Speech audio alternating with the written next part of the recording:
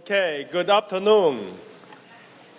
It's great to see you all. Thank you all for joining us today to celebrate the installation of Limor Golan as the inaugural Laurence H. Meyer Professor in Economics. On behalf of WashU and Arts and Sciences, I extend my warmest welcome to all of you attending in person or watching live stream.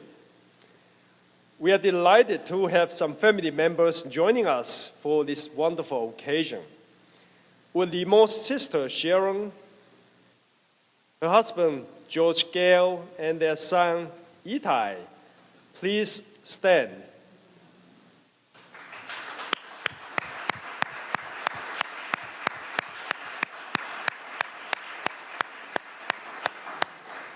We are also so pleased to welcome Larry Meyer and his family to our campus. With Larry, his wife Flo, his son Ken, and his grandson Jack, please stand.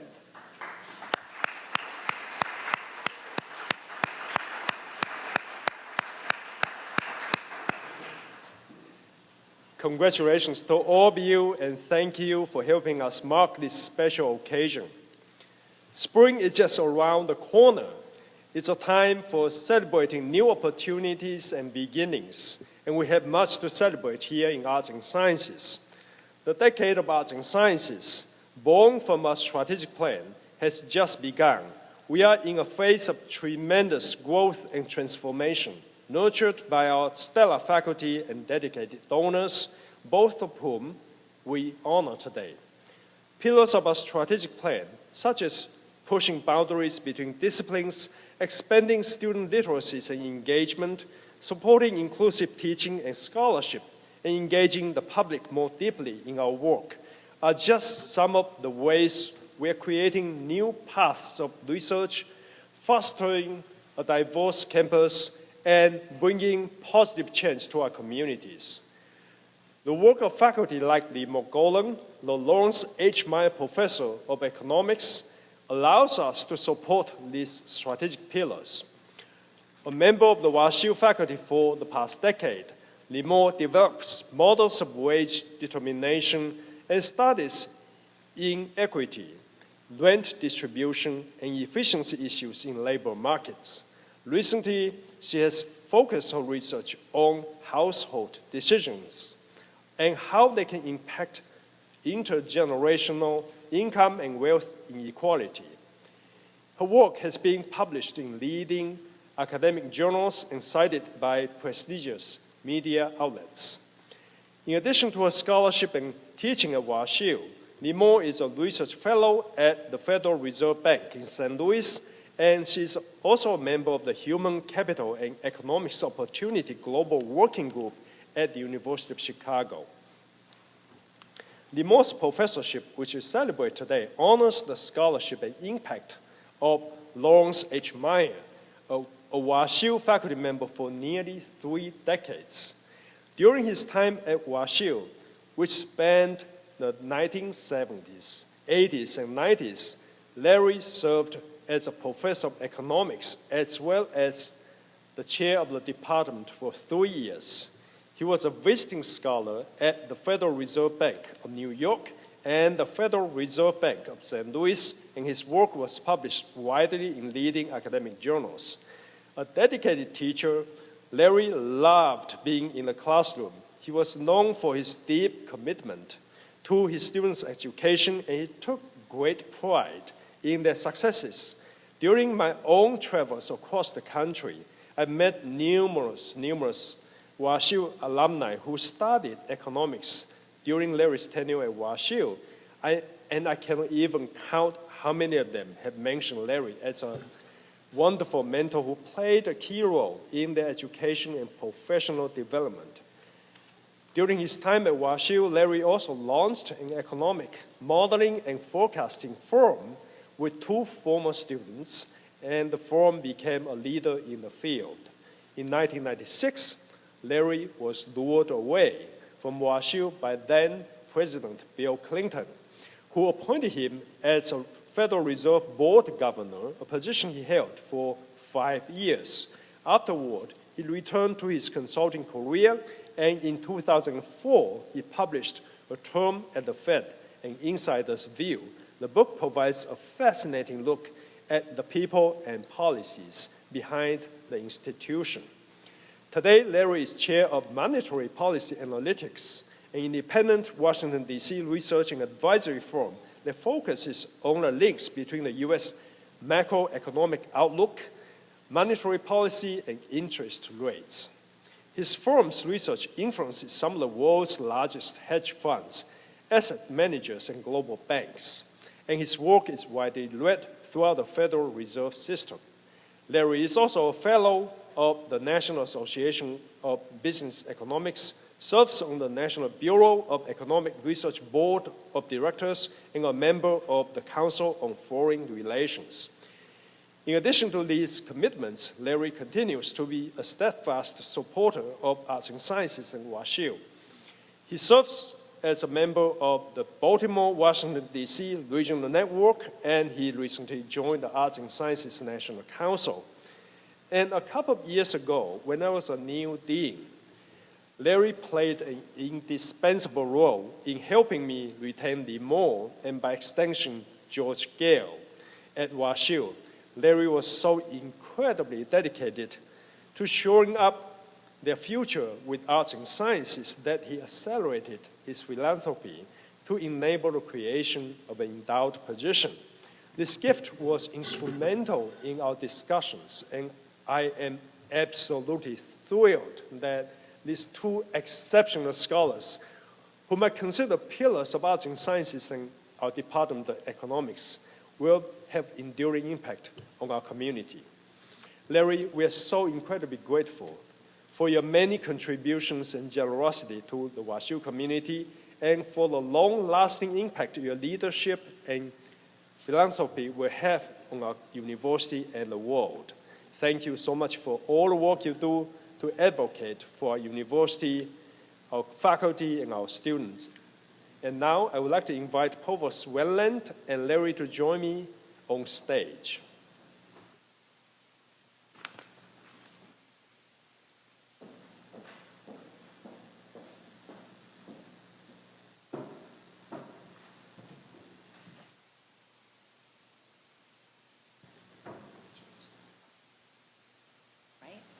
So Laurence H. Meyer, it is my honor and privilege to present you with this medallion and shadow box as a symbol of our appreciation. And on the plaque it reads, "In grateful appreciation presented to Laurence H. Meyer and Florence K. Meyer, March 6th, 2023. Thank you very much. Thank you very much. It's very beautiful. Yes. I will hold it up so everybody can see.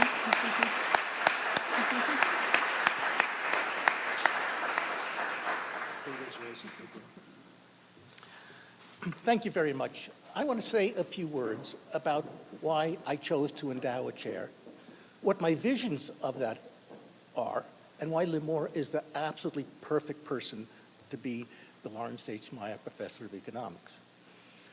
So when I was, of course, professor of 27 years, former chairman of the department, but that's what I did for Washington University. I endowed this chair because of what Washington University did for me.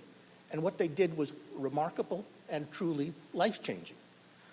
So when I was finishing up my term as chair, I decided I want to go back to sort of my roots at my graduate program at MIT and get back into macro modeling. And two of my former students said they'd like to start a policy analysis and forecasting firm. And I said that was great.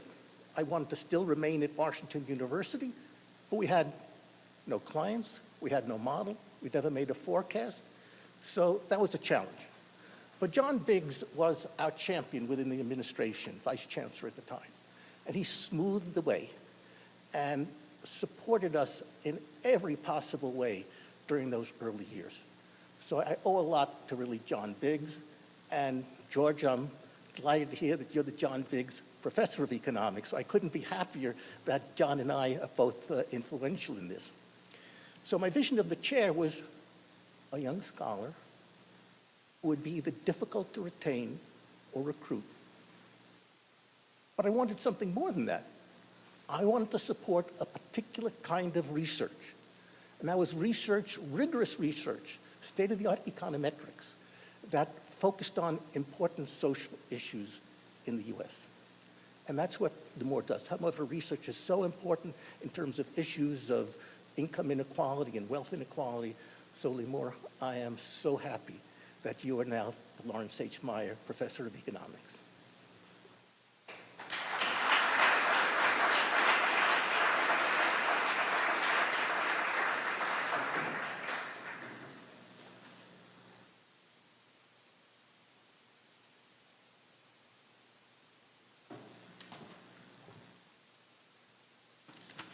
Thank you, and welcome everybody.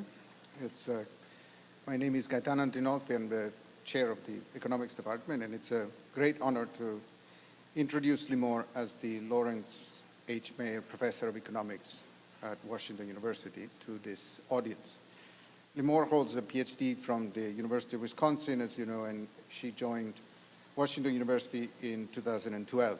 So since then, she has been a wonderful colleague, and she has been an accomplice in many ventures, the last of which is the current recruiting season, in which she's the chairman of the recruiting committee together with Gaurav Arial, who's also here. As you can infer from her profile, Limor has had a great impact on the life of the department and on the profession. And here I would like to take this occasion to highlight at least two aspects of Limor's profile as an economist that you cannot find in the text that you're reading. So first, her contribution as a teacher.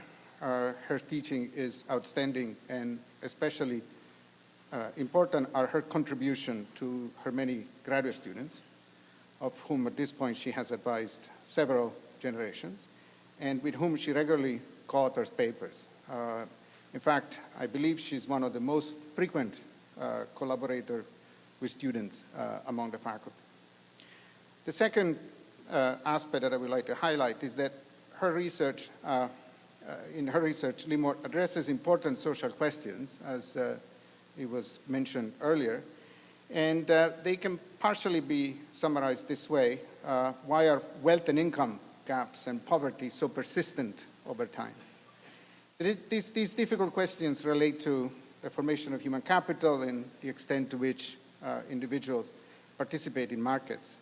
And Limor's work, together with several co-authors, addresses this issue at multiple levels: family structure, authority matching, schooling, on-the-job formation of human capital, and markets always play a crucial role in the analysis. What I would like to highlight here is the way Limor addresses these questions, because the way she does it is equally important, and I hope that in a minute I can give you a sense of why that is the case. So the signature of her research style is to construct economic models where individual or household level decisions are taken into careful consideration. The statistical methods are then used to estimate models and quantify the forces that affect the questions that are part of the analysis. These models, together with the estimation procedure, are what economists call the structural approach to the discipline. And indeed, the models are meant to work as a disciplinary device and to help identify causal relationship and separate them from statistical correlation, thereby opening the possibility to the design of effective social policy. And now, Limor will give us a lecture providing an example of her research style and agenda. So thank you very much, and congratulations.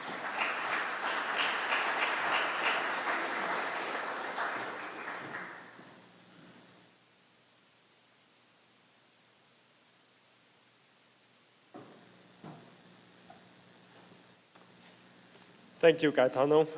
Now I would like to invite Provost Wendland back to the stage, and Professor Golan as well.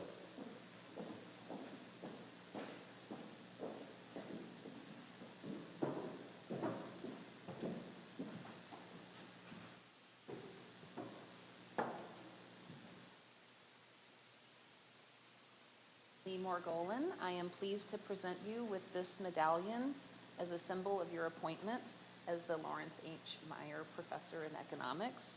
On the front of the medallion, it reads, Laurence H. Meyer Professor,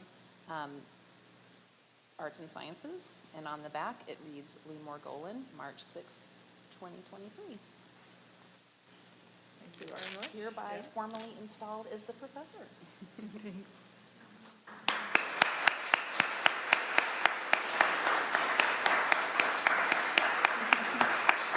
Congratulations. Thank you very much. Oh, it's very nice. Yeah.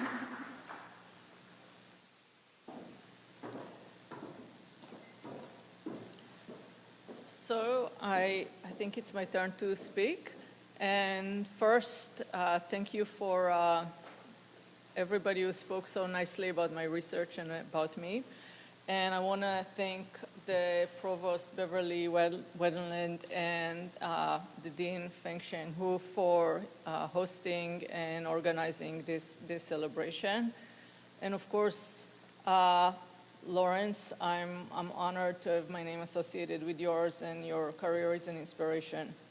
And thank you very much. I want to thank all my colleagues here. I'm trying not to forget anybody who, without their support, I'm not sure I would be here. So thank you very much. And I'm going to start my presentation and then start with some more thank yous. So I think I have... So I'm going to talk about markets, human capital, and inequality, but also how I got to this research and a little bit about how I got here. So these are my parents, and unfortunately my father is in Israel and he cannot be here. And this is me at second grade, which is actually Itai's age. I couldn't find a better picture. I only have pictures on the iPhone. I want to thank my spouse, George, who is also, as you know, a professor here. And this is my home team, and I cannot ask for a better team. And without your support and love, I don't think I would have made it. So I met George in Carnegie Mellon. We were both assistant professors, and we shared a wall. Our offices were next to each other. And we also have research that started at Carnegie Mellon. In a few slides, I'm going to talk, you see there are markets, and one market I'm going to explain about a little is the marriage market. And when I do that, I'll be able to define love in a very precise way and what it means to economists. And so that is coming. So thank you, and thanks to my sister and Shalom Gunen, who came to support me, and all the other friends who are here. And a little bit about getting here. So, and about how much, luck, a lot of, along the way, luck matters. And there's a lot of luck in getting here. So I grew up near Tel Aviv in a town called Rishon LeZion. And in high school, so I experimented a little bit with a tennis career when I was young, and it didn't work out. And I liked chemistry in high school, but I was very, very bad at lab. And I actually set things on fire. And after high school, I was supposed to join the Army, and fairly late, I decided to first go to a program a little bit like ROTC, where you first get your degree and then you do something professional in the Army. So why? And I studied economics in Tel Aviv University. So why economics? I had no idea what economics was at all when I was at high school, and there was some randomness because it was one of the majors that were open if you wanted to be in the Army and go through this program. But I actually fell in love with it after a couple of years. It took, to get through the introductory courses, and I took a lot of math. But one of the inspiration was Professor Yoram Weiss, who was a labor economist who studied family economics, and this is when I actually already in undergrad found it very interesting how economists studies non-market decisions and non-market issues.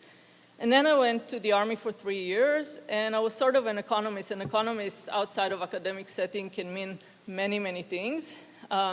3 weeks after, I was based in downtown Tel Aviv at the headquarters, and 3 weeks after I got out of the Army, I was on a plane to Madison, Wisconsin, where I got my graduate degree, and it was very, very cold and very different. But after a year, I loved it.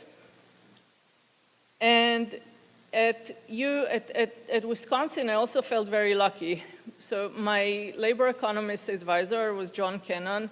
He was extremely supportive, and you could not ask for a better advisor, and I hope for my students I could be half as helpful. He would read many, many drafts, and I would get them all marked in red from the beginning all the way up to the references, including typos and everything.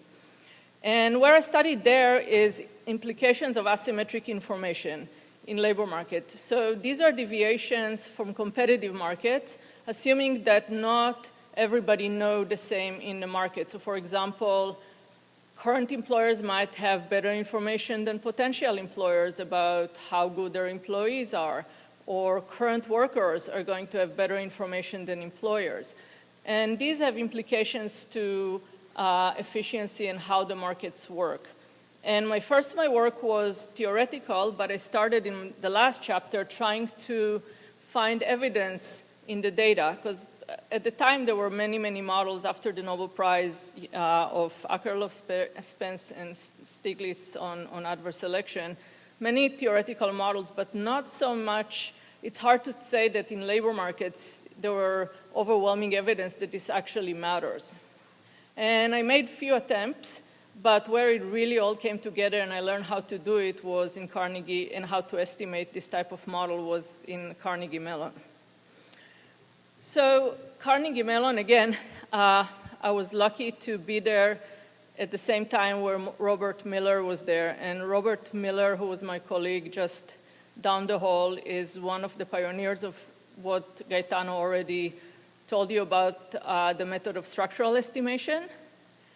And I also met George, and George and I worked together to learn how to formulate these dynamic models and how to infer causal effects, but also infer what structural estimation does, which is estimate fundamental parameters of the model. So that means tastes, like what people prefer, production functions, wage offer, distribution, things that are unobserved, such as unobserved distributions of skills and such. And the advantage of this approach is that if you're able to do that and your model is not rejected, you could use it for policy or counterfactual analysis. So you could then, if you have these parameters, you could simulate it under different conditions, different institutions, different tax policies, and see what would be the impact. And this is all started at Carnegie Mellon. And George and I, this is, I think, was my first, step on really developing estimators for dynamic models of asymmetric information. And I don't really have water, but I can keep going. And then I moved to Washington University, and thank you very much. And then I moved to Washington University, and here really the work on intergenerational mobility and racial gaps came together. We started it at Carnegie Mellon in terms of methodology, but it really came together here, especially in terms of thinking of how household behavior, and I promised to talk about marriage markets, how they matter to persistence of inequality and poverty traps, and how poverty, persists across generations. And so this happened at Washington University, and Bob Pollack, who is here, who is only in half of the econ department, has been a large inspiration. And Bob has many, many contributions to family economics, and he has one of the most influential papers on bargaining within households. And his scholarship is truly an inspiration. It's the first time they've actually been to seminars that are truly interdisciplinary, and Bob brings together colleagues from different disciplines, from different universities, and I really learned a lot. So thank you, Bob. And let me talk about, I promised to say marriage market, so let me already explain what marriage market is. Obviously, it's not a market currently that you go on a market, you pay a price, and you marry somebody. However, economists do think about it as market in the sense that there is supply of demand of people with different traits and different desirability, and, you know, for example, education and other traits. And so people meet, and there is short end of the market, and some people with desirable traits who are scarce.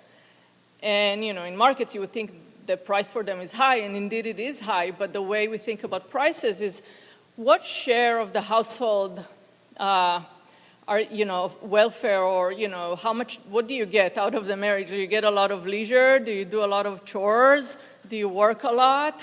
And things of that sort. So we're thinking that this type of sharing and your bargaining depends on these markets, and we think about it as an equilibrium market. And later on, which I'll get to it very, very quickly, I'll explain how the more substantive part of my research. And so this is the title of, you know, this was on the first page, Inequality, Human Capital, and Markets. So let me just explain the terms. Inequality, right? So economists has been studying for many, many decades disparities in wealth and income. And we know that, especially in labor markets, human capital, meaning your education, your skills, it could be training or skills that you acquire on the job while working. These are all the terms that we call human capital, which is the same, you know, idea as having, you know, capital. That is a large reason why different people are paid differently and why they accumulate different wealth over the life cycle. And then we started actually to think about gender in Carnegie Mellon. So for gender and race, the question is, why are there pay gaps? And why are they increasing over the life cycle? So as people age, the gaps are becoming larger. And this is true even if you look at people who look exactly the same when they're, you know, when they're just starting, the pay gaps are going to increase. So we wanted to study that. And one thing that comes to mind, well, there are differences in human capital, except that human capital has to do with decisions and also maybe discrimination and opportunities. And so we think about human capital, and once we think about opportunities and discrimination, we're thinking about markets. And I'm going to then, I already explained what we mean by marriage market, and in labor market, we're going to think also about discrimination and prices of or wages that are determined within markets. This is just to frame the talk, and just to give you a little bit of flavor of questions that we looked at in terms of race gaps and gender gaps. And I have I picked a couple of things on the research on race gaps. If you look at the literature, especially in '96, there was an influential paper by Neal and Johnson, and Derek Neal was on my committee in Wisconsin. And what they find is that things like FQT test scores, which are similar to IQ test scores, explain a lot of the wage gaps between black and whites in the market. And when I say black and whites, I use this term because this is what the census data, and this is how people identify themselves. So this is why economists use these terms in the context of race. However, if you look at over the life cycle as people age, the gaps between black and white individuals is growing. And this is true even if they look identical early on. And we want to ask why? And if you think, if you think about your own career, it seems like, well, there are promotions and people change jobs and a lot of things happen, and maybe there is luck too. And that can cause individuals to be paid differently, 20 years later. And what the structural estimation there allowed us to do is to say, well, it's not either pre-market skills or discrimination, for example, but it could be a lot of things. So we write a model, which is an abstraction, right, of reality, and we try to capture all these things, and we let the data speak. So how, my labor group students are here, and we're doing it with a lot of equations and tables in the research group that was supposed to take place now. So we don't have any of that right now. But once we estimate the model, we could do a decomposition and actually say that some types of discrimination in hiring and opportunities do make a difference, and not just the early gaps in skills. And we quantify it, and if you look especially for it's true especially for high-skill workers and people who are at the higher end of the pay distribution. Even there, the gaps are going up, because a lot of people think, well, at the top, you cannot really discriminate because of talent, but this is not what we found. So we found that a large fraction of the increase in the gap at the top is because of discrimination. So this is one set of results that we have. And this is another, so now I want to talk about intergenerational persistence of racial gaps. And I'm going to go back to the initial, what we call pre-market skills. What does it mean? It means that once you actually go and start searching for jobs, there are real large race gaps in skills already. And gaps, there's a lot of research that shows that gaps start very, very early, actually in early childhood.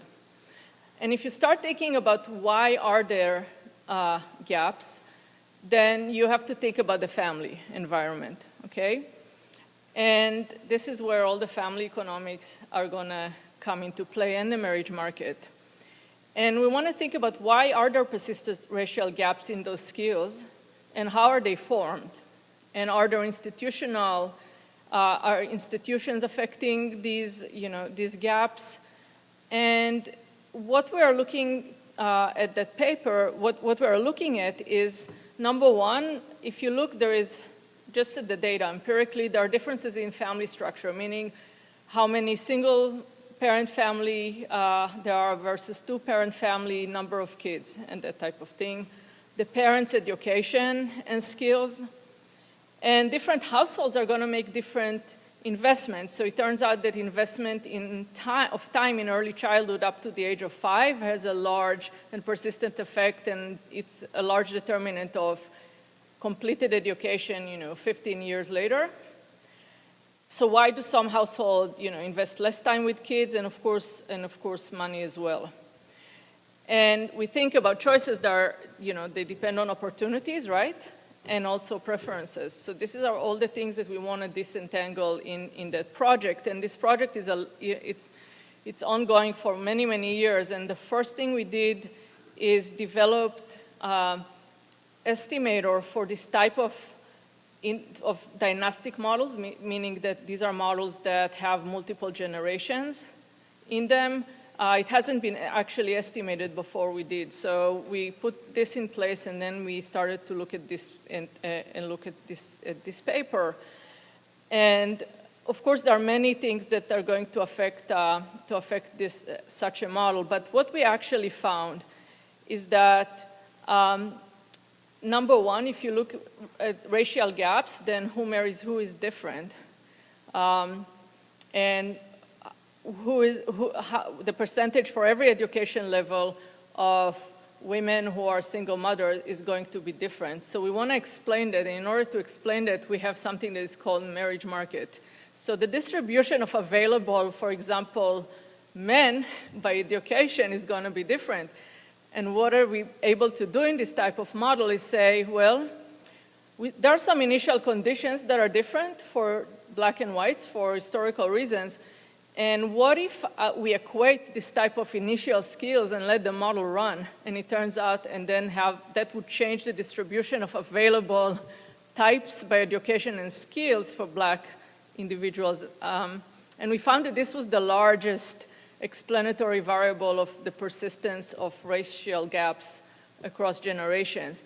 We do find that discrimination matters too, and just to give you a sense of flavor of the channel that it works through, what we care about is how much time people put in kids and how much they work. And if you look at even families with the same education level, black and white families, then the total income on average is the same. But in black families, the women earn more than the white women, and they work more. They have a higher share of the income, and they put less time with kids. So if there is discrimination in the labor market, it drives people to work more to make more money, which is also an essential part of how we produce education of kids. And if you close this channel and if there is no discrimination, that would actually reduce the inequality. We actually have numbers, but this is what this research is and what it allows us. And I didn't keep track of time at all, so I don't know how much time I have. And lastly, this is the last slide. So I want to also talk about gender gaps, and this is all the research.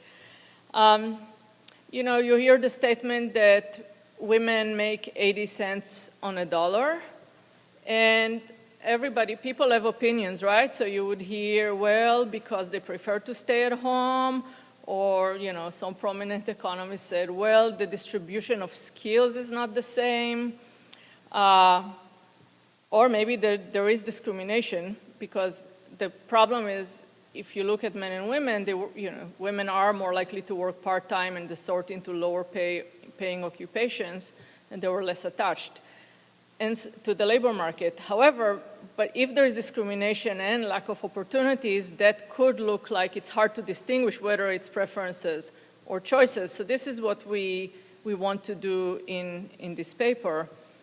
And in this paper, we think about statistical discrimination, which is developed by Phelps and Arrow. And in terms of, for women, there is no real reason to think about differences in skills. They grow up in the same types of households as men do. But if employers think that women are less attached to the labor market, more likely to leave or switch to part-time jobs, then when you try to hire someone, if it's costly to train them, especially for high-paying positions, and you want to promote them, then you might not offer opportunities for women just because you don't have the information. Some women are attached, some are not. So you might be discriminating, and that could be self-fulfilling. In fact, you could get discrimination even if you start with men and women being identical. And so we actually find that and we allow for multiple explanations, and if we do that, then we can show that, for example, in the 80s, if you look at professional occupations, half of the pay gap is due to discrimination. It doesn't operate only through the wages, right? So people define sometimes discrimination by whatever is not explained by hours worked, occupation, right? However, it feeds through the different choices. Discrimination, if you account for the effect of discrimination on how people make choices, then it's a lot larger. So this is really another research on pay gaps. And I'm going to stop here, and I'm sure I'm over time. But thank you all, and thanks for coming.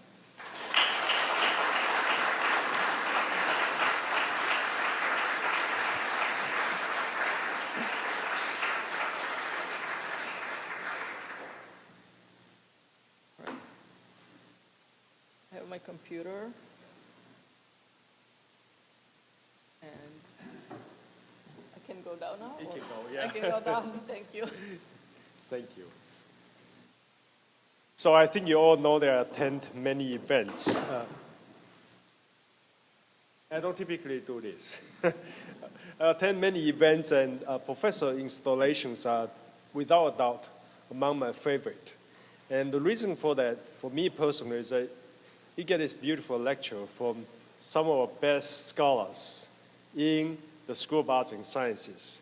And so thank you, Limor, for sharing your insightful work with us today.